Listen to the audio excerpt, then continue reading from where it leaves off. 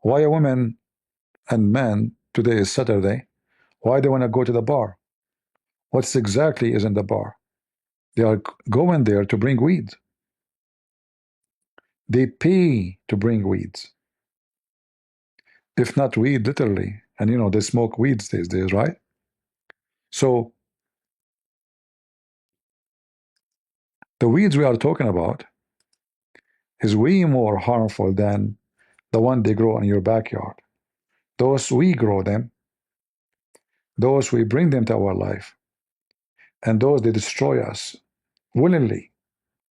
It's like giving the key to a killer, assassin, so the assassin will come to your home when you're asleep. You know, when a person fornicate, even if you are single, even when you're single, the first thing you will notice that sin never make you happy. It doesn't matter what it is.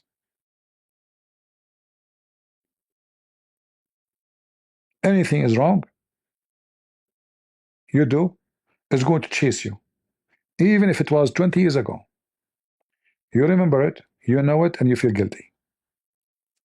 It doesn't matter how much you try to kill the guilt inside you because you're filthy and you're a scumbag. It is inside you, you know it. And it's going to hurt you. And the more guilt you do, the more you are hurt. And the more you are sad. Even you try to, you go to the bar, you jump, and you are dancing, and suppose you are so happy, and the women putting too much stupid makeup, and she looked like a whore, you know, wearing, exposing her skin, and every scumbag looking at her, every pervert looking at her butt and her ass. Uh, well, you are just trying to cover up your pain. And you are going to have more pain.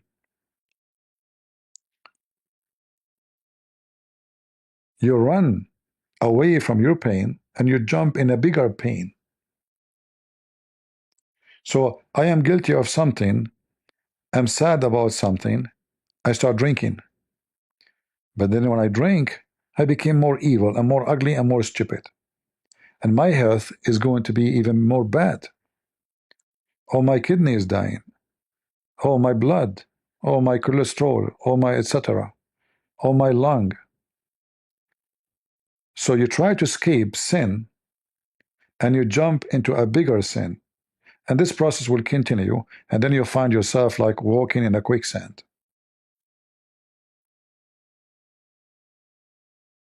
And you know, there is some sin, not only they are deadly in the meaning of God, they are deadly even in your life. Like when we speak about sexual sin, if you go right now, I wish I can show you, but it's not appropriate for me to show you. But all of you are adult, you can go. Sexual disease is the most nasty, filthy, disgusting ever you can imagine. You cannot imagine how disgusting it is. All of this because you decide to become stupid idiot and you became an animal and the animal inside you is controlling you and you decide to jump like a dog from a place to a place, from a woman to a woman, from a man to a man. And then a sexual disease will hit. Some of them, they are deadly. In fact, you will wish to die. Some of them, they are so painful to the point you will wish that pain of anything to compare to it. It is so scary. Some of them, even they will make you look so bad. And all of them, they share one thing. They are punishing you. And not only that, because you decide to filthy and cheat, you go and you have sex with a woman, she is not yours. And then you bring a disease to your decent wife, a woman she have no guilt. Then your penalty and your punishment is going to be way more. For you brought sickness to a woman, don't deserve what you brought to her. So there's two weeds. There's one, the Lord, he will collect in the day of judgment. And you can be part of it, and you will be burned for eternity. And there's weeds we have today. in our daily life. And those weeds we grow, not the enemy. See, here it says, who is the one who grew those weeds? They asked the Lord. Who is the one who grew the weeds? We know that you are the good Lord. You grow seed only of wheat. You did not put bad seeds. The enemy. But in your case, who is the enemy? You. Especially if you are a person supposed to be a believer and you know about the Bible. Not like someone is coming born in a pagan family. I mean, he don't know better.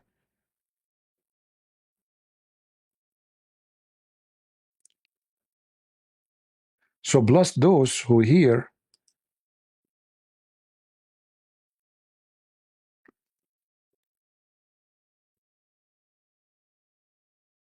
and then they multiply. But how in the world you hear and you are a believer, but instead of multiplying good seeds, you multiply filthy weeds? What happened to you? So I wanted today to take an opportunity.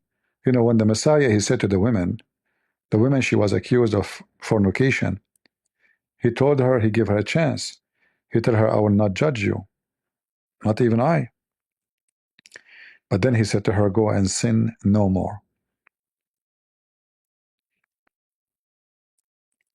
Today in the church, some of them, they start like arguing with me that, well, there's things I cannot stop. Like, what do you mean drinking? Is it drinking is bad? I said, yeah, it's bad. Said, the Bible doesn't say that drinking is forbidden. He said, I said, the Bible, there's many things that not say it's forbidden, but the Bible does not need to say to you what is right, what's wrong. So drinking, when we say drinking, we're not talking about drinking little, like when you drink little water, or make tea, a cup of tea or a cup of coffee. That's not the drinking we're talking about. The drinking we're talking about when you are an elephant and your purpose is to drink.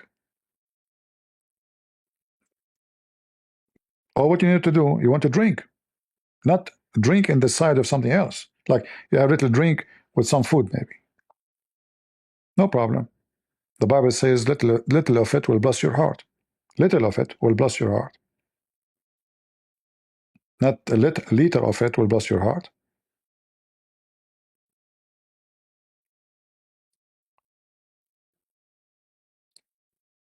I noticed today in the church how I offended some, because you know me, I don't sugarcoat things. I say it as it is. So I say, because you decide to become filthy and fornicate. And obviously that will offend some. So they want to believe themselves to be believers and they go to the church, but then obviously the one get offended from this is a fornicator.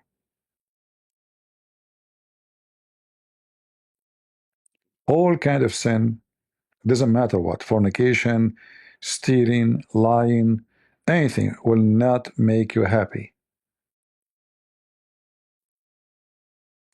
Don't think I came from the sky and I did not commit sin. I do not know what sin is.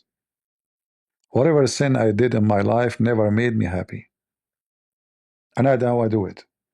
I don't want to commit sin. I want to fight it. First, it's foolishness. Secondly, it's stupid. Come with pain. Number three, it's against God teaching. Number four, it doesn't make me happy. So what I get from it? Give me one reason to do it. You feel guilty, you feel sad, you feel depressed, you feel bad, and it doesn't make you happy. And you hurt others. So what I'm doing, what for? What is the purpose of our sin?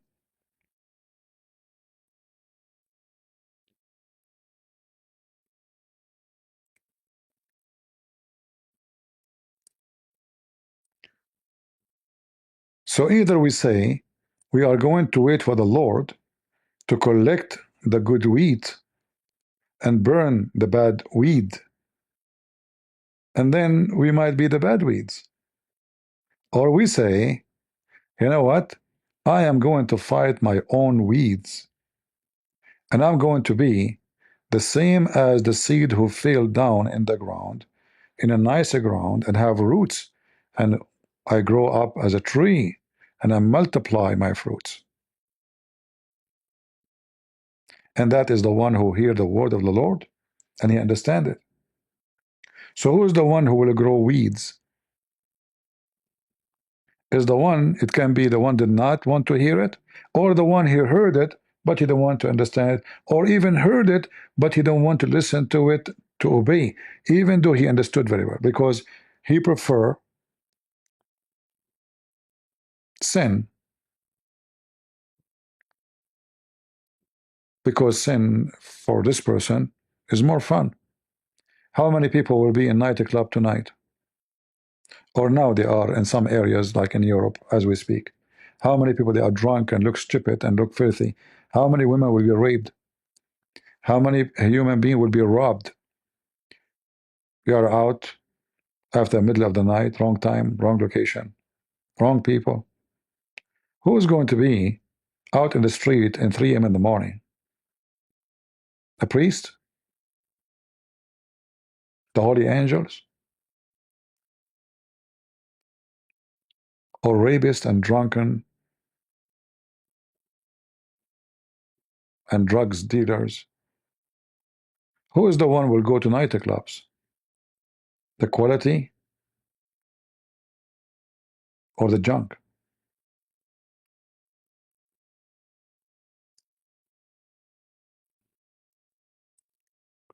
And I know that this topic will not be loved by many, because when we feel guilty, we get hurt and we get upset. You know, me as a single person, if I say to you how many women they try to tempt me, I'm not saying to you I'm a good looking, no, but you know, the second you are famous, with the word famous, there's many things come with it. There's many ants will be attracted to you. They see you like a sugar.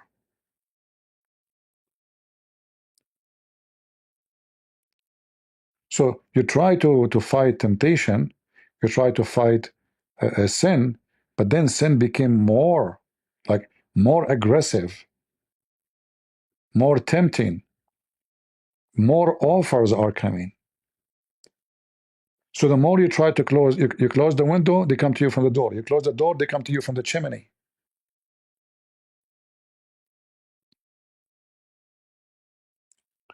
So fighting sin is not easy. However, when you are succeed to fight the sin, it's way better from the difficult result of sin. Imagine your house is infested with cockroaches. All what you need is to bring one cockroach. Just one.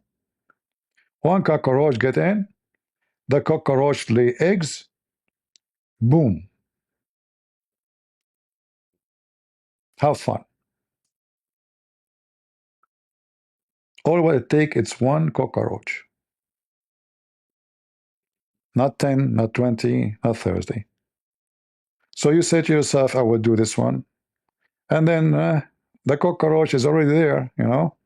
Will start making babies. The eggs will be all over. You open your fridge, you find them. You open your closet, you find them. You sit in your car, you find them. You have infestation, my friend. So what do? Either you surrender and you become a cockroach, you accept yourself, you are just one cockroach of those cockroaches, because you want to live together. You have to accept your new neighbor. Or you say, no, I'm not a cockroach. One get in, 10 get in, I'm going to kill them. I want to keep my house clean. I am the child of God. and I am not a cockroach. So if you agree to live as a cockroach, then cockroach upon you. Blame nobody. And don't go to the church and say, I'm going to repent, and then you come back home and your house full of cockroaches again. You are just a hypocrite fool. You can't fool God. You cannot. Some people, they think if they make a donation, oh, God will close his eyes on my cockroaches. No, no. We are not Muslims. You can't bribe God.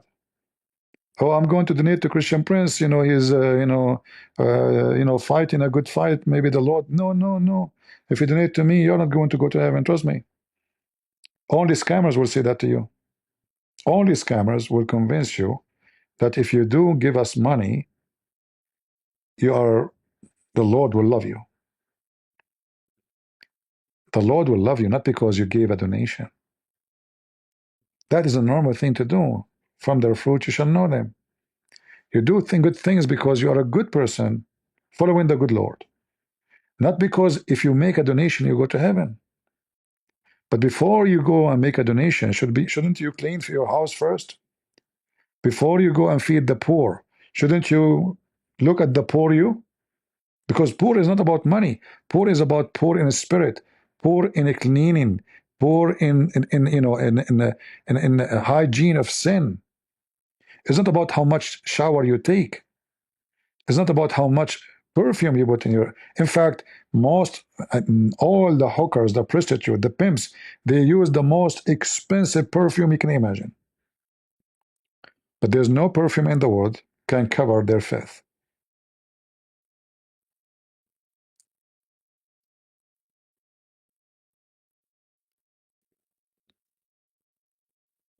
I hope the way I explain it, it is not complicated. I try to speak my thoughts in a very, my English is limited anyway. English is not my first language. I wish I speak better language, to explain myself more. Like sometimes I wish I'm speaking to you in Arabic, because then I will be the full horse to explain myself. But with my little English, I hope I was able to deliver to you what I believe I should. Today is Saturday. It's a blessed day.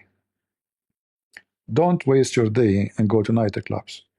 Don't waste your day and smoke. You are just burning your money, hurting yourself, and maybe hurting others around you, especially if you have kids or even your wife. Don't be selfish. Don't be stupid. I never smoked a cigarette all my life.